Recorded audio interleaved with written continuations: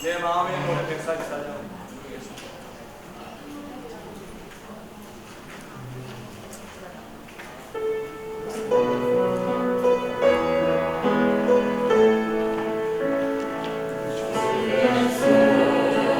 사랑합니다.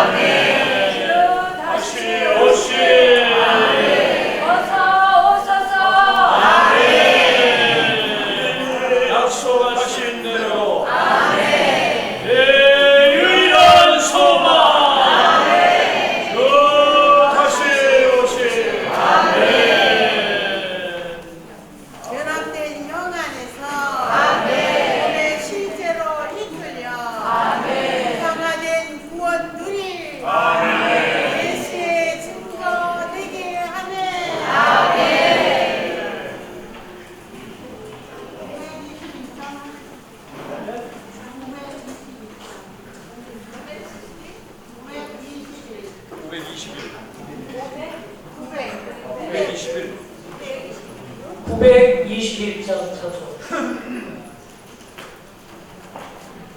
우리는 정연한 없이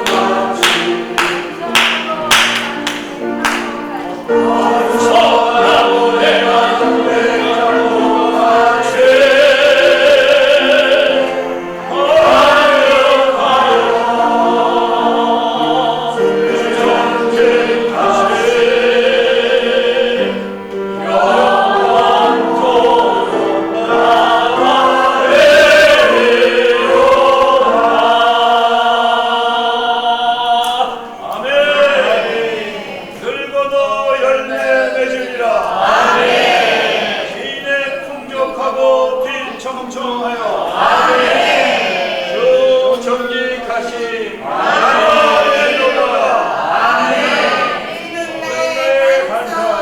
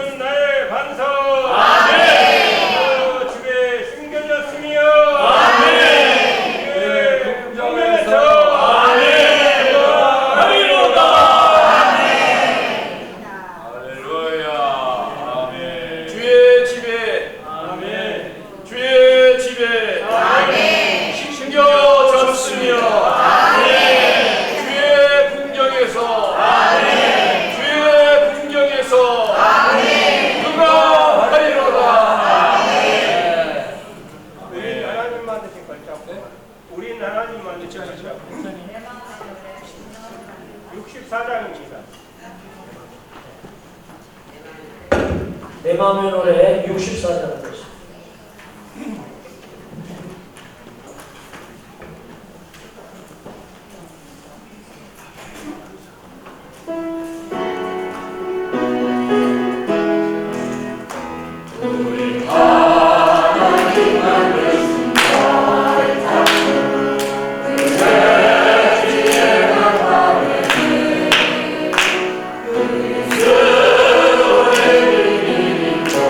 그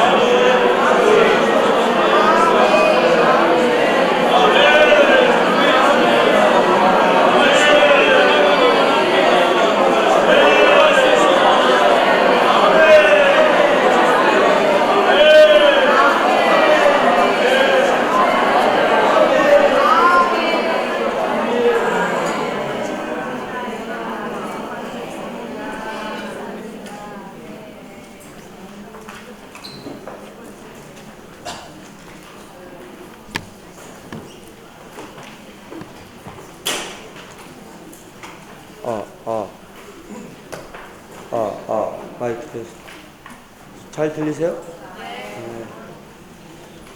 주님 감사합니다. 모였습니다. 또 함께 마지막 이 장을 추구할 때 아멘. 놀랍도록 역사하시기 원합니다. 우리 모두를 통하여 이 안에 있는 참된 부활을 캐내기 원합니다.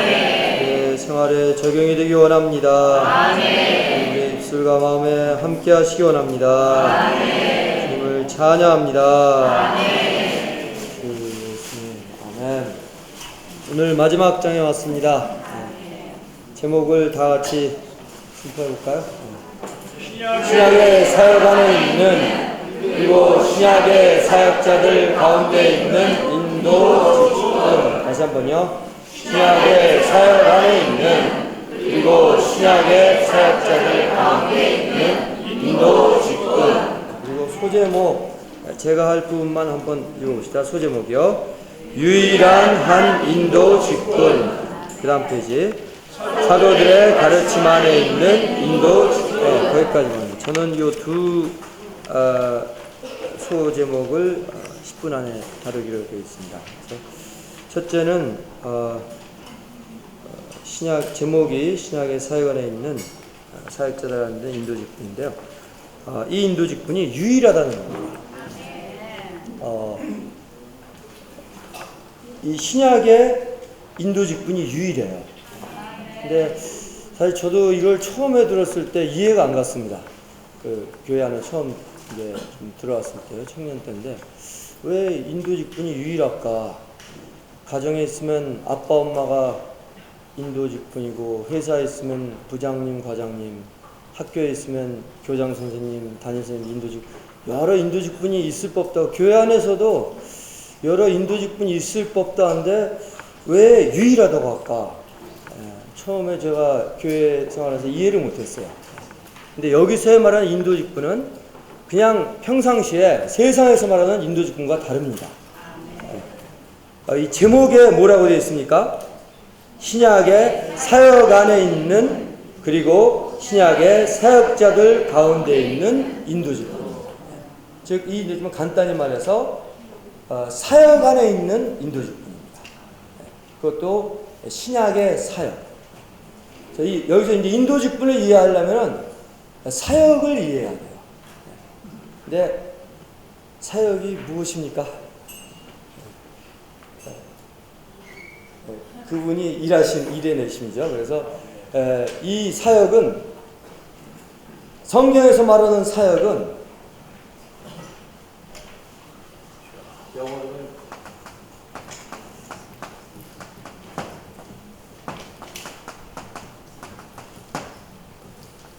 단수의 사역, 미니스트리즈가 아니라 더 또는 디스라고 하죠.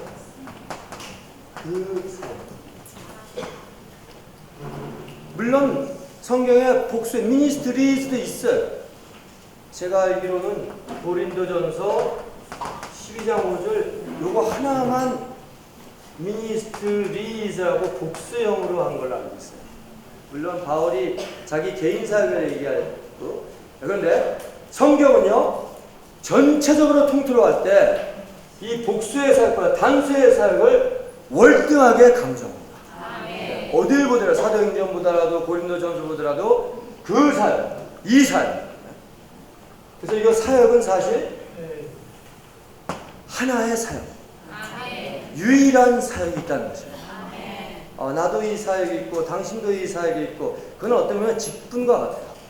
이 유일한 사역 안에 있는 하나의 펑션, 기능과 같습니다. 근데 사실 성경에서 강조하고 우리에게 주시하고자 하는 바는 이 우주 가운데인 유일한 그 사역이라는 겁니다. 바로 그 유일한 그 사역이 무엇입니까? 하나님의 신약 경륜을 수행하는 사역입니다.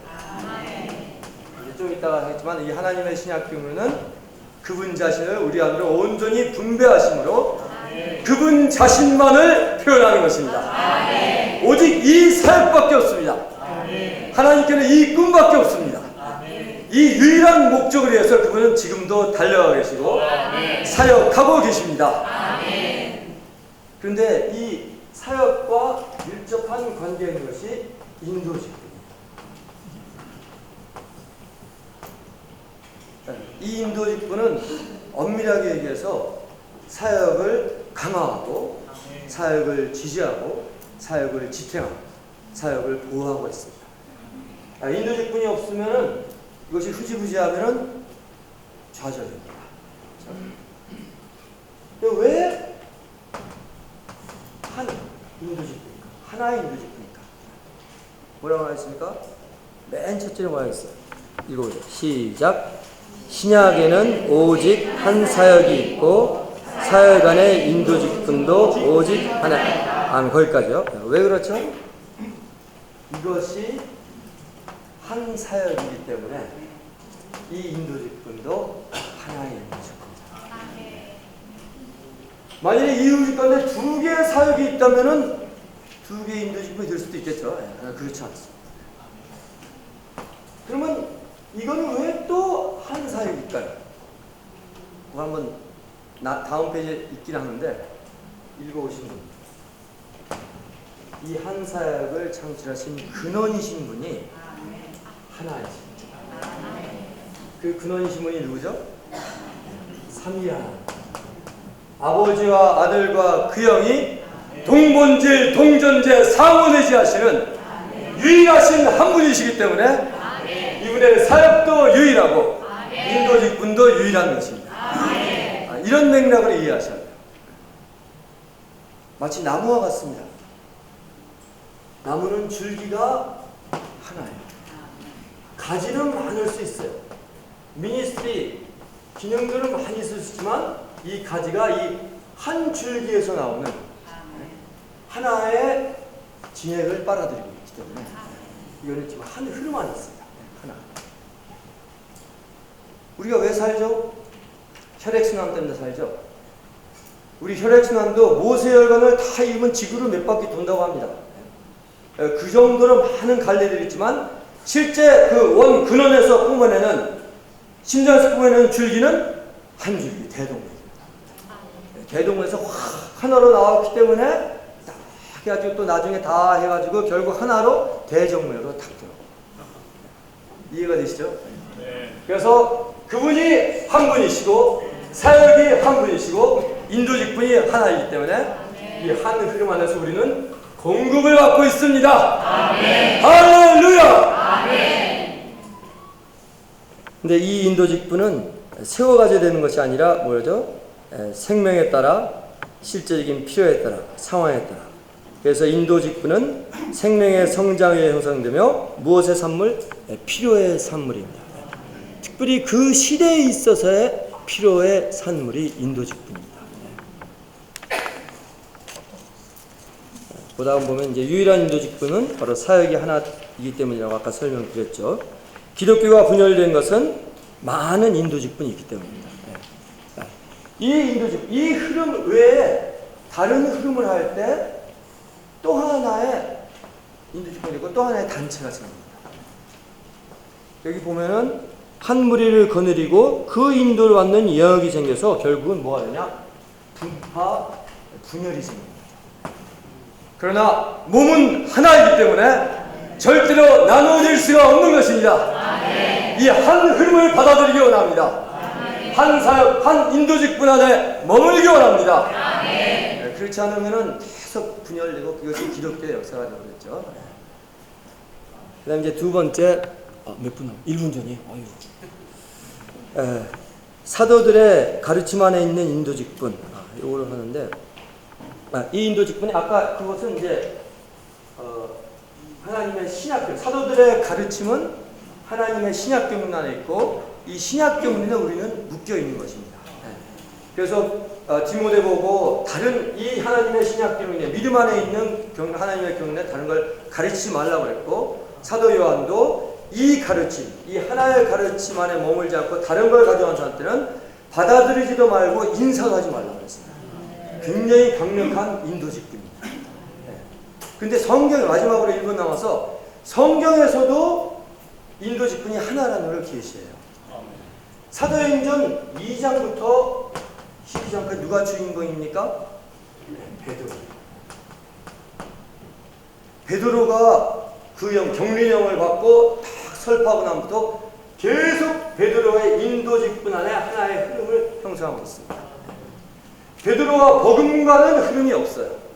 물론 빌립이 잠깐 하지만은 다 이 물질에서 나온 겁니다.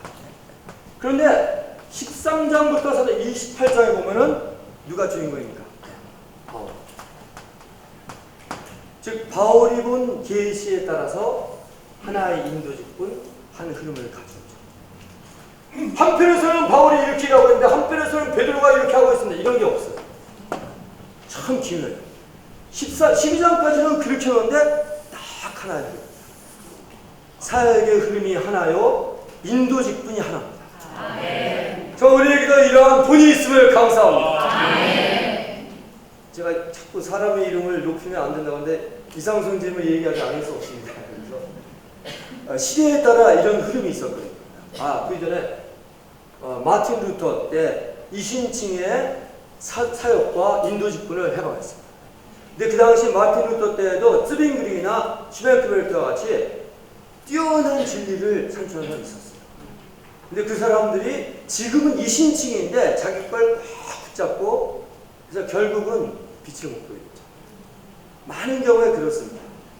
그러나 이 시대 마지막 시대 때 그리스도의 중심성과 우주성 한 도시 한 교회 이 형제님을 통해서 해방하셨을 때 이상성 제임은 많은 걸 가지고 경쟁할 수도 있었지만 그걸 다 내려놓고 완전히 내려놓고 형제님의 사역과 하나 되었습니다.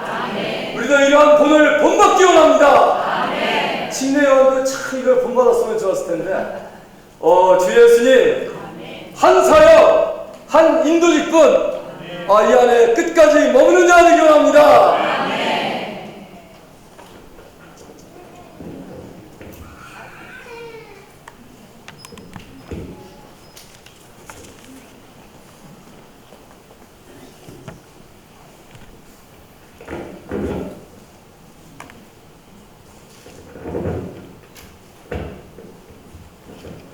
주님을 찬양합니다. 저는 오늘 메시지의 페이지들을 좀 같이 보면서 본문의 내용을 읽어가면서 이렇게 좀 정리를 하겠습니다. 오늘 이 말씀을 대할 때 278페이지의 7번째 줄을 보면서 형제님의 부담이 여기에 있으시구나 하는 것을 느꼈습니다. 형제님은 주님의 회복 안에 있는 성도들이 신약 경륜을 배우도록 가르칠 필요가 있다고 말씀하셨습니다. 이것은 하나님의 경륜을 배움으로써 성도들은 무엇이 필요한 것이고 필요하지 않는 것인지를 분별할 능력을 갖게 될 것이다. 아멘. 형제님은 이 모든 사역에 있어서 과연 이것이 어떠한 실행이나 어떠한 가르침이 이 땅에서의 주님의 움직이심에 유익이 될까? 과연 주님의 회복에 이것이 도움이 될까? 잃는 것이 더 많을까? 얻는 것이 더 많을까? 그것을 계산하셨다는 것입니다. 오늘 이 말씀에 보면 279쪽에 가면 두 번째 단락에 이러한 말씀이 있습니다. 나는 우리 모두가 한 인도직분 아래에서 한 계시를 받아들여서 한 길을 취하고 한 목표에 이를 것으로 인해 매우 기쁘다. 여기 네 가지 하나가 나오는데 첫 번째는 한 인도직분입니다. 두 번째는 한 계시가 나오고 세 번째는 한 길이 나오고 네 번째는 한 목표가 나옵니다. 여기서 지금 말하는 하나의 길이 바로 하나님께서 정하신 길, 실행의 방면을 말씀하고 있는 것인데요. 먼저 이 형제님께서 인도직분을 열어주셨는데 여기 말씀에 보면 주님의 회복 안에 있는 인도직분은 하나님께서 주신 계시라고 우리에게 말합니다. 그리고 그 계시를 가져오는 사람이 인도직분이라고 말합니다. 아까 베드로의 그러한 인도직분과 바울의 인도직분을 볼 때 베드로가 하나님의 말씀과 그 계시를 해방했을 때 그에게 하나님의 인도직분이 온 것이었고 바울이 그보다 더 완전하고 뛰어난 하나님의 신약 경륜에 관한 계시를 해방했기 때문에 또 바울에게 인도직분이 왔던 것입니다. 인도직분은 또한 이러한 사도들의 가르침과 관련이 있는데 사도들의 가르침의 중심은 하나님의 신약 경륜입니다.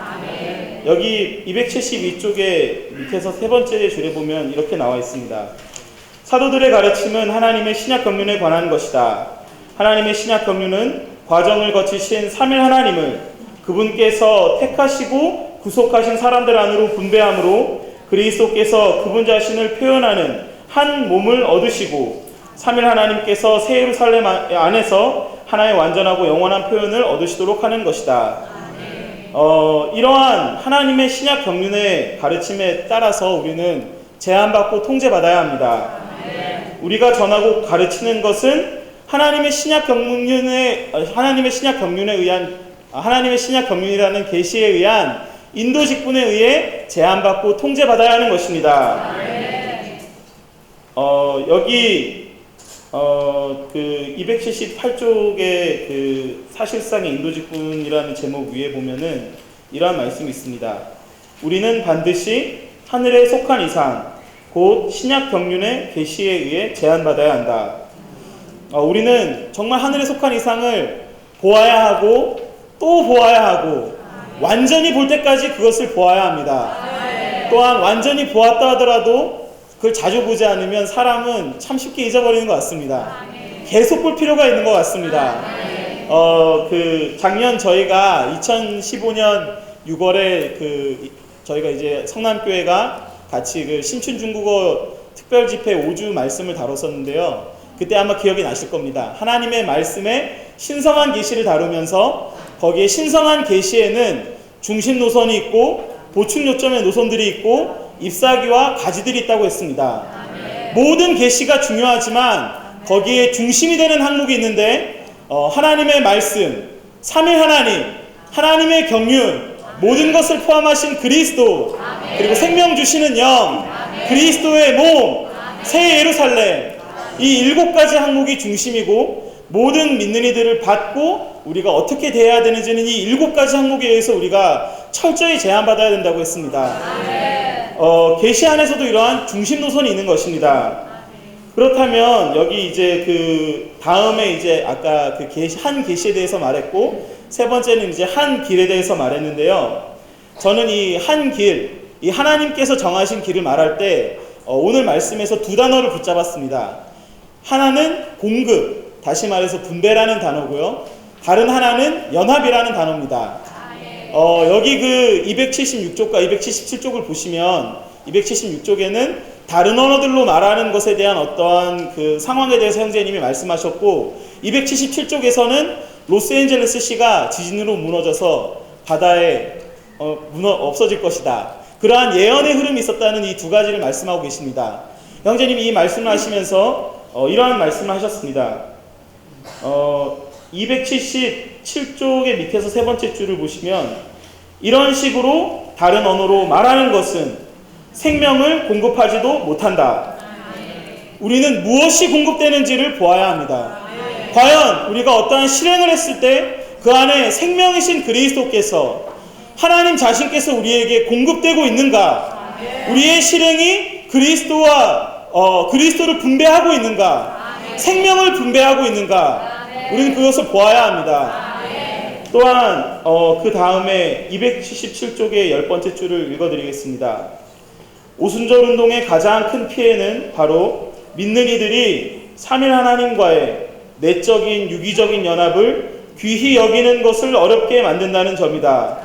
많은 믿는 이들이 다른 언어로 말하는 것과 치료하는 것과 기적들에 관심을 갖지만 3일 하나님과의 유기적인 연합을 발전시키고 함양하는 것에는 관심을 갖지 않는다.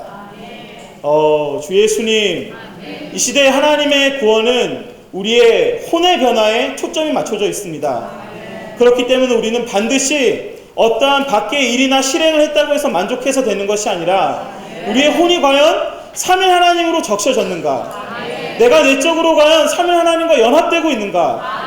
어떠한 인도가 있을 때 성도들이, 믿는 이들이 3일 하나님과 더 하나 되고 있는가? 우리는 이 길을 취할 때 반드시 이것을 고려해야 합니다. 이 사역의 말씀을 전한 분은 하나님께서 정하신 길이라는 이 실행을 해방할 때에도 이 노선을 지켰습니다. 성경의 가르침을 빗나가지 않았을 뿐 아니라 더욱이 성도들이 과연 3일 하나님과 하나 될 수 있는가? 그리스도가 분배되는 것과 3일 하나님과의 연합을 관심했던 것입니다.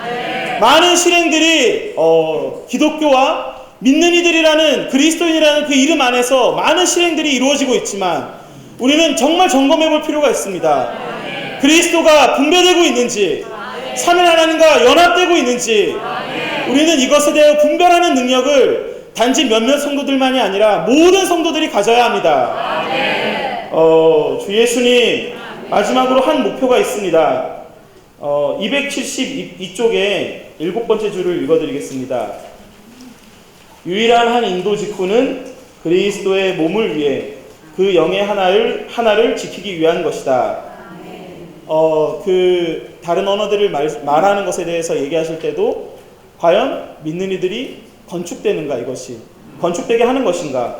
그리고 이 장의 맨 마지막 문장을 보시면 이 모든 한 인도 직분과 한 계시와 한 실행은 주 예수님을 다시 모셔올 것이다.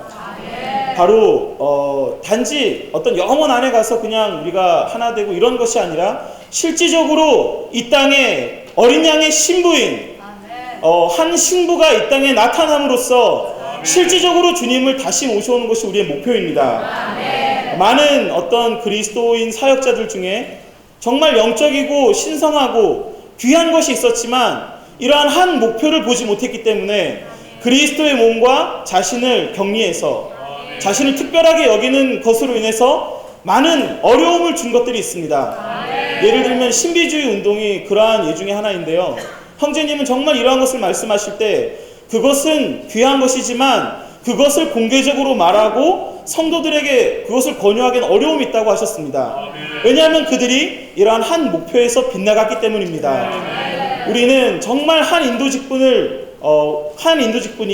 사도들의 가르침, 하나님의 신약 경륜에 있다는 것을 보아야 하고 이것과 하나 된 사람들이 그 인도 직분에 있다는 것을 보아야 합니다. 또한 이 인도 직분 아래 하나의 계시가 있고 우리는 동일한 하나를 보고 있는 것입니다. 또한 이러한 계시가 우리에게 실제로 분배되고 우리가 이러한 길 안에서 삼위 하나님과 연합되기 위해서 우리는 동일한 하나의 길을 취해야 합니다. 이 모든 것은 하나님의 마음의 유일한 갈망인 이 땅에서 어린 양의 아내를 산출하는 것이며 영원 안에서는 새 예루살렘을 가져오는 것입니다. 주님을 찬양합니다.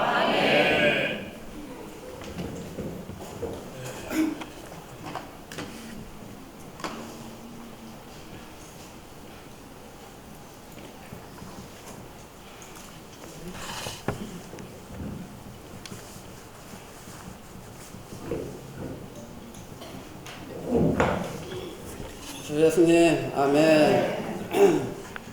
저는 먼저 사도들이 가르침 안에 있는 인도 직분, 소제목이 있습니다. 사도들의 가르침 안에 있는 인도 직분, 그 다음에 끝부분에 보면 사실상의 인도 직분, 이걸 먼저 교통드리도록 하겠습니다.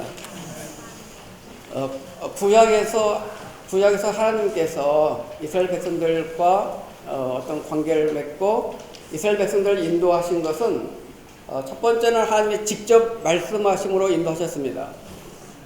그러나 나중에 가서는 하나님이 직접 말씀하지 않고 항상 있는 말씀인 바로 율법을 통해서 바로 이스라엘 백성들을 인도하셨습니다. 그 후에 또 한방면에서는 율법에 언급되지 않은 많은 것들은 판결 흉패를 통해서 바로 이스라엘 백성들을 인도하셨습니다. 근데 여기서 바로 율법은 항상 있는 말씀이죠. 성문법과 같은 것입니다. 이스라엘 백성들이 만일에 율법을 어긴다면 바로 그건 죽음을 초래했습니다. 율법을 신약 안에서 대체한 것이 뭐냐? 바로 그리스도인 것입니다. 그리스도는 모든 율법의 바로 마침이 되셨고 바로 율법의 바로 제거이십니다. 그런데 하나님의 행정 안에서 바로 율법을 대체한 것은 그리스도라기보다도 바로 사도들의 가르침인 것입니다. 그러니까 사도들의 가르침은 구약에 있는 율법에 해당되는 것입니다. 이스라엘 백성들이 율법을 어겼다면 그것은 바로 어려움을 당한 것처럼 오늘날 우리가 믿는 이들이 사도들의 가르침을 어긴다면 이것은 크나큰 어려움을 초래하는 것입니다. 우리가 봉사를 하냐 안 하냐 그 문제가 아니라 우리는 사도들의 가르침이 바로 하나님의 행정 안에서 헌법이라는 것을 아셔야 됩니다. 사도들이 가르치면 신약 경전 안에서 바로 헌법과 같은 것입니다. 만일에 한 나라를 이끄는 대통령이라는 게 있죠. 대통령이라 할지라도 바로 헌법을 어기면은 그건 파면된 것입니다. 탄핵되는 것이죠. 옛날에 미국에서 보면은 오래전에 닉슨 대통령이 워터게이트 사건을 통해서 바로 탄핵됐죠. 자, 대통령이 미국을 인도합니까? 미국의 헌법이 미국을 인도합니까? 헌법이 미국을 인도하고 헌법이 미국을 지탱하는 것입니다. 대통령은 헌법을 따라서 집행하는 사람입니다. 그러나 대통령이라 할지라도 헌법을 어긴다면은 그건 대통령직을 수행할 수가 없게 되는 것입니다. 자, 그렇기 때문에 우리는 사도들의 가르침 안에 인도직분이 필요하다는 것입니다. 자, 우리가 잘 아시는 것처럼 디모데전서 1장 3절 4절에 보시면은 바로 분명히 그렇게 되어 있죠. 디모데전서 한번 어떻게 됐습니까? 바로 바울이 디모데한테 이런 얘기했습니다. 마게도냐 갈 때 3절에 그대에게 에베소에 머무르라고 권유하였습니다. 그것은 그대가 어떤 사람들에게 명령하여 다른 것을 가르치지 못하게 하고, 바로 분명히 바울은 디모데에게 엄중히 명했습니다. 뭐냐? 교회 안에 다른 가르침이 들어와서는 안 된다는 것입니다. 오로지 교회 안에는 사도들이 가르침만이 바로 있어야 된다는 것입니다. 근데 그 다른 가르침이 바로 4절에 보면 꾸며낸 이야기, 끝없는 족보가 다른 가르침입니다. 그러나 7절에 보면 바로 율법이 다른 가르침입니다. 율법이 다른 가르침이라고요? 맞습니다. 바로 시대가 바로 바뀌었습니다. 구약에서는 율법이 바로 거기에 하나의 인도제품이었지만은, 그러나 신약에서는 사도들이 가르침이 사실상의 인도제품이기 때문에 바로 어느 누구나 할지라도 바로 신약 안에서는 사도들이 가르침 안에 제한을 받아야 되는 것입니다. 그렇기 때문에 바로 바울이 디모데에 한 것은 다른 것을 지키라 한 것이 아니라 그가 어느 누구가 사도들의 가르침을 벗어났는가, 그것을 바로 우리는 지킬 필요가 있다는 것입니다. 그래서 우리는 사도들의 가르침을 잘 알아야 되는 것입니다. 그러니까 이 사도들의 가르침은 바로 아주 거기에 우리는 제한을 받아야 됩니다. 어느 누구도 사도들의 가르침 위에 있을 수도 없고 사도들의 가르침에 제한받지 않을 자유가 없습니다. 우리는 교회 안에서 어떤 봉사를 하더라도 다 이런 사도들의 가르침 안에 바로 제한을 받기를 원합니다. 심지어는 요한이서 9절에 보시면은 그리스도에 관한 가르침에서 빗나가 그 가르침에 과하지 않는 사람마다 하나님이 없는 사람이며, 심지어는 요한이서 9절에서 보면은 그리스도의 가르침에서 빗나간 사람은 심지어는 하나님이 없는 자라고 했습니다. 그리고 바로 10절, 11절에 보면은 누구든지 이 가르침을 지나지 않고 여러분에게 오거든 그들에게 인사도 하지 말아 했습니다. 얼마나 사도 요한은 우리에게 강하게 얘기했습니까? 사도들이 가르치면서 빗나가면은 그들에게 인사도 하지 마라 할 정도로 우리는 사도들의 가르침 안에 철저하게 제한, 통제를 받을 필요가 있습니다. 그 다음에 조직성의 인도직분이 아닌, 그게 그 뒤에 나옵니다. 거기 보시면 274쪽 중간에 보시면은 조직상의 인도직분은 아니라 하면서 이 인도직분은 사역자들의 행동을 다루는 인도직분이 아니라 사역자들이 분열적으로 되지 않도록 제한하기 위하여 그들의 가르침을 다루는 인도직분이다. 자, 그 다음 그 밑에 보시면 이런 말씀이 있습니다. 인도직분은 사역자들의 행동에 대하여 행사하지 않는다. 누구든지 주님을 위한 일에 대하여 어떤 통제도 해서는 안 된다. 자, 이 내용이 보시면은 고린도전서 4장 17절이라든가 디도서 1장 5절이라든가 보면은 바울이 디모데에게 오라 가라, 또는 디도에게 거기 남아있으라, 그 다음에 또 디모데후서 4장 9절이라든가 10절 보면은 디모데한테 속히 와라, 올 때 뭐 외투 갖고 뭐 성경 갖고 와라 이렇게 지시했습니다. 그렇게 된다면 바로 바울이 인도직분 안에서 사람을 좌지우지하는구나. 이렇게 오라 하고 가라 하고 남으라 하고 남아있으라 하고 그런데 사도 바울이 모든 걸 다 통제하는구나 라고 우리는 오해할 수가 있습니다. 그러나 성경은 바로 균형을 잡아야 되는 것입니다. 그 고린도서 6장 12절을 한번 펴보시면요. 고린도서 6장 12절에 보면은 16장 12절에 보시면은 우리 형제 아볼로에 관하여 말하겠습니다. 내가 그에게 형제들과 함께 여러 번에 가라고 여러 번 권하였지만 그가 지금은 갈 뜻이 전혀 없습니다. 그러나 그는 기회가 있으면 갈 것입니다. 바울이 디모데에게 또는 디도에게 오라 가라 남아있으라 하면은 그렇게 순종을 했는데 아볼로는 이렇게 보니까 순종하지 않은 것 같아요. 그랬죠? 분명히 그랬죠? 아볼로가 갈 뜻이 지금 없다고 했어요. 이게 가능합니까? 만일에 이것이 인도직분이 조직적으로 돼 있다면 교황이 있고 주교가 있고 뭐 추기경이 있으면은 교황이 주교한테 어디 가라 하면은 나 지금 갈 뜻 없는데요 라고 조직적으로 그렇게 가능하겠습니까? 그건 불가능합니다. 만일 말 안 들으면은 벗어 그렇게 되겠죠. 그러나 신약 안에 있는 인도직분에서는 그런 문제가 아닙니다. 여기 각지를 보시면은 그 12절 각지 2번에 보시면 이렇게 있습니다. 한번 제가 읽어드리겠습니다. 바울과 아볼로는 둘 다 그 영안에서 사는 사람이었다. 같이 읽겠습니다. 한 사람이 다른 사람에게 교회를 방문하라고 권하였으나 다른 사람은 그렇게 하라는 갈망이 없었다. 이것은 두 사람이 다 그 영안에서 자유가 있었다는 것과 그 영께서 그들 가운데 자유로우시다는 것을 보여준다. 이것은 또한 아무도 주님의 일에 대해서 어떤 통제를 행하지 않는다는 것을 보여준다. 그렇습니다. 사도들의 가르침에 대해서는 우리가 통제를 받아야 되겠지만은 바로 여기에 주님의 일에 관해서는 누가 어떤 사람이 어떤 사람을 통제해서는 안 된다는 것입니다. 통제할 수도 없는 것입니다. 그러나 우리가 사도들의 가르침에 대해서는 절대적으로 통제를 받아야 됩니다. 자, 왜 그러냐면은 갈라디아서 2장에 보시면은 갈라디아서 2장에 보시면은 2장 11절부터 14절까지 쭉 보시면은 뭐 내용 잘 아시는 거죠. 지난 시간에 고린도님이 조금 언급을 하셨습니다.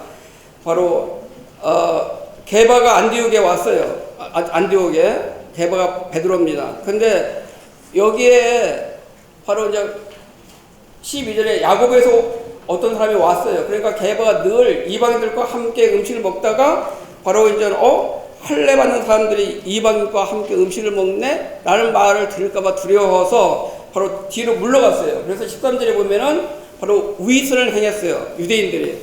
그리고 바나바까지도 위선에 휩쓸렸어요. 그때 사도 바울이 베드로를 면책했습니다. 그러면은 지금 가만히 보면 우리 세상적으로 본다면은 베드로가 높은 사람이에요. 바울이 높은 사람이에요. 이거 바울은 한참 밑이죠. 한참 밑에. 근데 한참 밑에 사람이 그 대선배한테 면책을 하다니. 그러나 성경은 이게 왜 그러냐. 그러면은 이 사실은 사실상은 바울이 베드로를 면책했다기보다도 14절 잘 보시면은 바로 복음 진리를 따라 행하지 않았기 때문에 바로 바울이 복음 진리에 근거해서 면책한 것입니다. 그 얘기는 뭐냐? 복음 진리가 뭐냐? 사도들의 가르침인 것입니다. 베드로라 할지라도 바울이 볼 때 사도들의 가르침에서 벗어나면은 복음 진리에서 벗어나면은 당연히 면책을 해야 되는 것입니다. 우리는 사람을 따라가는 사람들이 아니라 우리는 누구 밑에 있는 사람들이 아니라 어느 누구도 우리는 복음 진리를 빛나게 할 수가 없게 되는 것입니다. 자, 이 사건 이후로 바로 게바가 이제는 복음 진리에서 뒤로 물러났기 때문에 인도직분의 순서가 바뀌었습니다. 2장 9절에 보십시오. 기둥같이 여겨지는 야고보와 게바와 요한이라고 하잖아요. 야고보, 게바, 요한. 그러나 여기 사도행전 1장 13절을 보시면은